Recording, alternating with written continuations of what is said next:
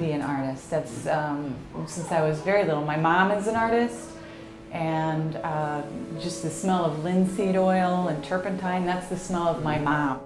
So as little kids, we always had art projects going on in the house.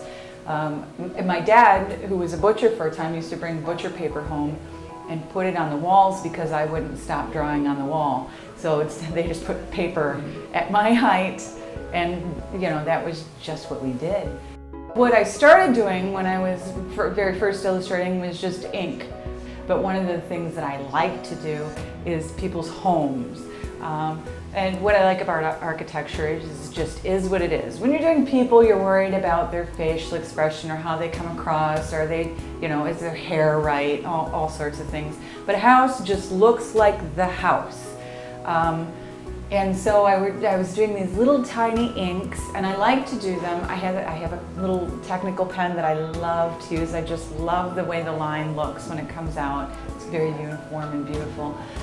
And those were nice because I could get them out and get them done in a couple of hours in a very small desk space. This is when I first moved back to Rockford, and we had a little bitty house, and so my studio was just my desk. I would move my keyboard out of the way, get a little piece of paper out, and just do these little things. And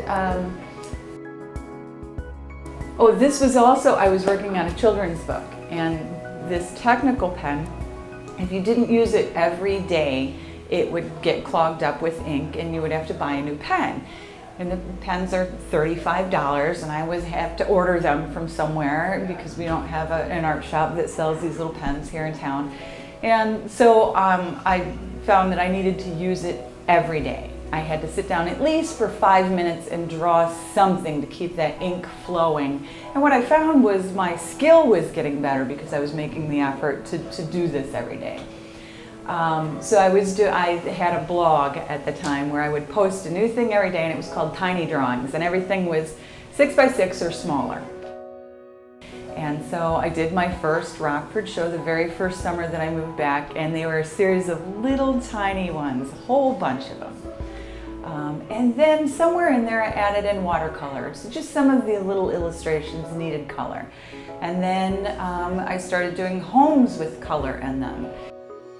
My expression when I start doing a piece, if I'm trying to convey a feeling or a mood, I use color more. So the thing is going to look like what it is, but the color might change. When I draw a thing, it looks like the thing, but it's not always colored how it should be. So I started working larger with the acrylics actually when the artist collective down here wanted to do Art Attack.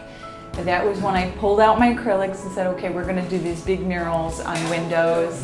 And at that time I was working on a children's book, and so I went with a more illustrative style. And I really enjoyed telling the story more. That became less about technique and more about story.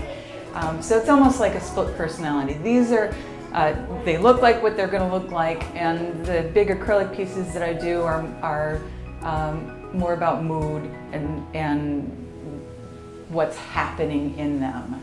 Okay. So I do need them to be clear what's happening in them. So there is a bit of technique there, but it's more about story. Yeah, for instance, the one around the corner at Benny's Cleaners, that's it's a play on Little Red Riding Hood, and I called it Little Red's Black Heart. And it's the story of Little Red Riding Hood, but how I wanted it to end. And so there's no axemen.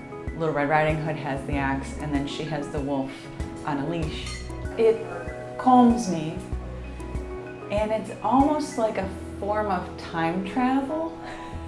Like I start a piece and you get into your brain goes a place and it's working really hard, and then you take a break or you're done and you're finished and you step back and kind of wake up and maybe 5 hours has gone by, and I can't explain what I get out of that.